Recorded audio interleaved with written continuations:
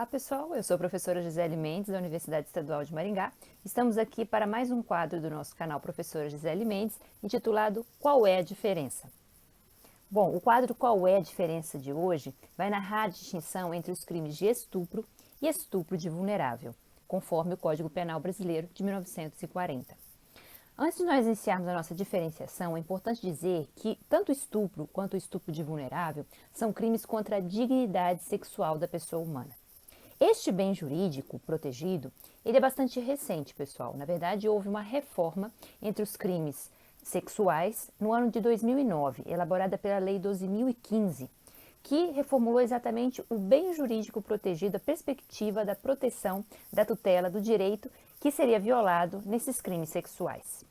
Antes de 2009, os crimes sexuais eles eram considerados crimes contra os costumes. Havia ali, então, uma conotação coletiva no bem jurídico protegido, os bons costumes que deixaram, então, de ser tutelados, essa questão da moralidade, a partir da reforma dos crimes sexuais, empreendida pela Lei 12.015 de 2009. Então, inaugurou-se ali um novo título, que são os crimes contra a dignidade sexual do ser humano.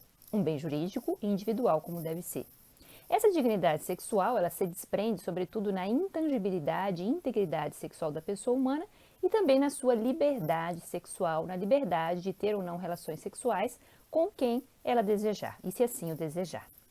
Essa nova perspectiva trouxe de cara no crime de estupro, artigo 213 do Código Penal Brasileiro, uma nova dimensão do próprio conceito. Como nós já falamos aqui no nosso canal, o estupro, ele consiste no ato de constranger qualquer pessoa, homem ou mulher, a ter conjunção carnal, que é a cópula vagínica, ou seja, penetração do pênis na vagina, ou praticar qualquer outro ato libidinoso, qualquer outra forma de contato sexual, mediante violência ou grave ameaça. Então, os componentes violência ou grave ameaça são importantíssimos para que nós possamos falar no crime de estupro do artigo 213 do Código Penal. A este comportamento que eu acabei de narrar, são designadas as penas de 6 a 10 anos de reclusão. Esse crime, ele é considerado um crime hediondo pela Lei 8.072/90, que é a lei dos crimes hediondos que nós já mencionamos aqui em outras oportunidades. O crime de estupro, por si só, não tinha essa configuração quando ele fazia parte dos extintos crimes contra os costumes. Na verdade, o crime de estupro só tutelava especificamente a vítima mulher. Então, era constranger mulher e a ter exclusivamente a conjunção carnal, ou seja, a cópula vagínica. As outras formas de atentado sexual à liberdade sexual da pessoa humana ficavam sob a égide do crime de atentado violento ao pudor. Na verdade, a rubrica atentado violento ao pudor desapareceu do nosso ordenamento jurídico. Ela constava do artigo seguinte, o artigo 214 do Código Penal Brasileiro. Então, ali entrava o sexo oral, o sexo anal, qualquer outra forma de constrangimento à violência sexual e que poderia, portanto, ser praticada contra a mulher ou contra homem, contra qualquer pessoa de qualquer sexo. Então, nós tínhamos o estupro, que era uma conduta praticada contra a vítima mulher, e o atentado violento ao pudor, as outras formas de atentado sexual, contra homem ou mulher indistintamente. Aliás, o atentado violento ao pudor, embora no começo não tivesse na edificação do Código Penal de 1940 as mesmas penas e a mesma gravidade de um estupro, depois ele passou a ter as mesmas penas de 6 a 10 anos de reclusão.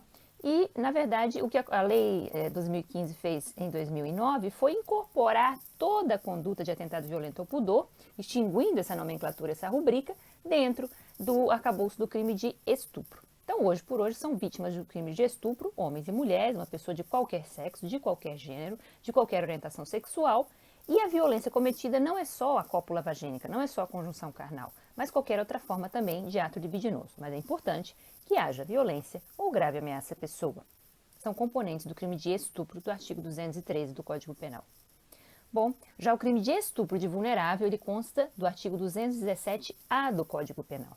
Essa letra A é porque justamente houve uma reforma que inseriu um artigo novo dentro do contexto dos crimes do Código Penal, sem desarranjar aquela ordem sistemática que já existe. Portanto, inseriu-se o artigo 217-A sob a rubrica estupro de vulnerável.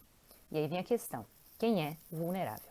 O nosso legislador não conceitua, mas nos faz deduzir a partir da interpretação dos tipos, que é o que nós fazemos basicamente aqui no nosso canal. Então, o estupro de vulnerável ele já tem um verbo diferente, ele já começa dizendo ter conjunção carnal e não constranger, ter conjunção carnal ou praticar qualquer outro ato libidinoso, que nós já sabemos o que é, já conceituamos, com pessoa menor de 14 anos. As penas são de 8 a 15 anos de reclusão, bem mais severas. Bom, qual a diferença aqui? Primeiro, não se falou nos componentes grave ameaça ou violência. Ou seja, não é necessário, pessoal, que haja uso de violência ou grave ameaça contra essa criança ou adolescente menor de 14 anos para que se configure o estupro de vulnerável do artigo 217-A. E outra, vulnerável não é só o menor de 14 anos.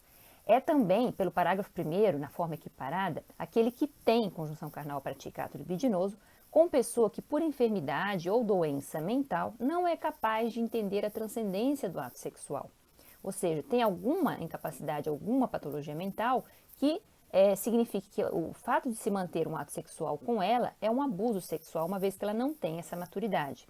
Não que as pessoas com enfermidade mental não possam ter uma vida sexual tranquilamente, elas podem se casar, elas podem ter filhos, mas é no momento em que elas são abusadas e não entendem o significado da transcendência daquele abuso sexual, ou seja, elas realmente estão sendo abusadas em sua confiança, por causa da enfermidade mental, é que nós temos a prática do estupro de vulnerável do artigo 217-A, parágrafo 1º. E o artigo 217-A, parágrafo 1º, ainda diz, além da pessoa que por enfermidade ou doença mental não entenda a configuração do ato sexual, não tenha o discernimento necessário para a prática do ato sexual, também uma pessoa que por qualquer outra razão não possa oferecer resistência. Este também é um vulnerável. Quem é essa pessoa? O legislador também não conceitua.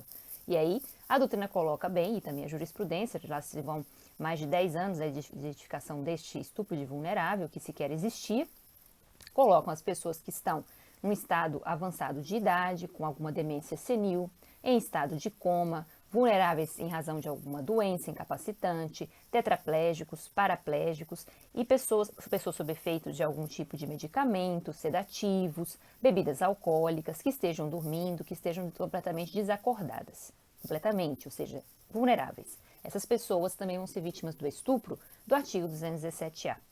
Independentemente do uso de violência ou grave ameaça. Aqui entra uma questão muito importante. Pode haver uso de violência ou grave ameaça, inclusive há formas qualificadas que falam na causação de lesão corporal até morte das vítimas do estupro de vulnerável. Mas não é um elemento necessário para que se configure o estupro de vulnerável, ok? E isso gerou, é claro, né, um grande conflito na aplicação doutrinária e jurisprudencial desse tipo. Por quê? O que se comenta na doutrina de jurisprudência, logo que sai a Lei 2015, que cria o estupro de vulnerável, já dando a informação aqui de que antes não havia essa figura mais grave, todos éramos vítimas do quê? De estupro, né? Nas configurações a gente falou, ou de atentado violento ao pudor, com as penas de 6 a 10 anos, inclusive uma criança, um adolescente, todos cabiam lá no artigo 213 e 214. E aí nasce uma nova forma muito mais grave, também crime hediondo, ok? Pela Lei 8.072. Mas o que é o vulnerável, né? Ou seja, a pessoa que por si só apresenta esse estado de vulnerabilidade que não dá qualquer tipo de validez ao seu consentimento. Então, o que a jurisprudência foi firmando, até com uma certa dificuldade e polêmica, é que mesmo mediante o consentimento desta vítima, enferma mental, e principalmente crianças e adolescentes, pessoal, haveria o estupro de vulnerável. Mas não foi fácil firmar esse entendimento.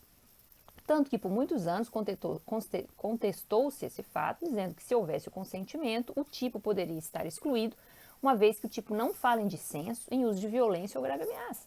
Então, uma criança ou um adolescente até 14 anos que consentisse na relação sexual poderia, dentro de uma defesa processual penal, não ser vítima de estupro de vulnerável, porque se alegaria que não houve os elementos de violência ou grave ameaça e que há um consentimento e o tipo não fala nada necessariamente nesse dissenso, ou seja, poderia ser uma conduta típica e muito mais até se usava o argumento que fosse uma conduta lícita pela aplicação do consentimento do ofendido. Ou seja, ainda que realizasse o tipo que não fala em ter ou não consentimento ou dissenso, realizado o tipo, o sujeito poderia ter excluído a ilicitude da sua conduta, a sua antijuridicidade ou ilegalidade, porque no conjunto havia um consenso que permitia a prática pelo consentimento do ofendido, que é uma excludente de ilicitude penal.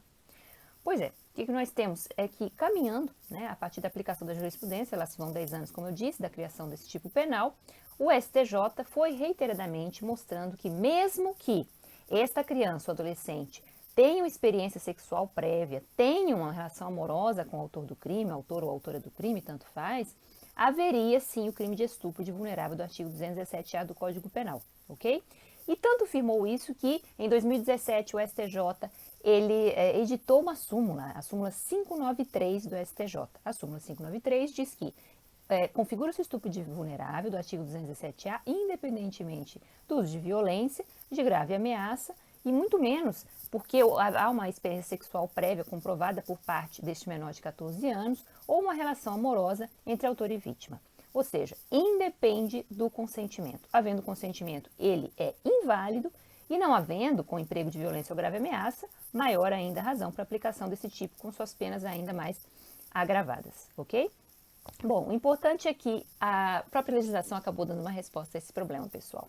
Muito recentemente, a Lei 13.718/18, uma lei que foi editada para a criação de novos tipos penais, que nós vamos comentar posteriormente, a importunação sexual e etc., ela trouxe uma solução. No artigo 217-A, nós temos agora um parágrafo 5º, então lá embaixo nós temos o parágrafo 5º que diz exatamente o que diz a súmula, o que dizia a súmula 593 do STJ, que agora nem tem mais necessidade de ser aplicado, ou seja, aplicam-se as penas deste artigo de estupro de vulnerável, independentemente da experiência sexual da vítima ou de qualquer relacionamento com o autor do crime.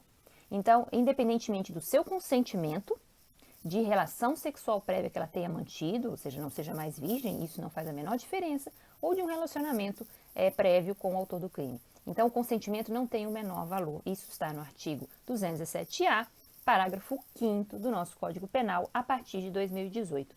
E, finalmente, gostaria de dizer para vocês que foram criadas também algumas causas de aumento de pena interessantes nessa Lei 3.718, o estupro coletivo e o estupro corretivo, que estão mais adiante como causas de aumento de pena do artigo 226, o inciso 4º, alíneas A e B. Então, aumenta-se a pena de todos esses crimes que nós acabamos de ver, tanto do estupro, ok, quanto de estupro de vulnerável, se o crime é cometido no estupro coletivo por 2 ou mais agentes, por 2 ou mais pessoas. E segundo, se ele é praticado com a finalidade de uma correção, uma pretensa correção do comportamento sexual ou social da vítima, o chamado estupro corretivo. Também aumento de pena de 1 a 2/3, aplicável tanto ao estupro quanto ao estupro de vulnerável do Código Penal brasileiro. Bom, essa é a diferença entre os crimes de estupro e estupro de vulnerável. Por hoje é só. Espero que vocês tenham gostado e voltamos proximamente com mais um quadro Qual é a diferença no nosso canal, Professora Gisele Mendes do YouTube. Muito obrigada.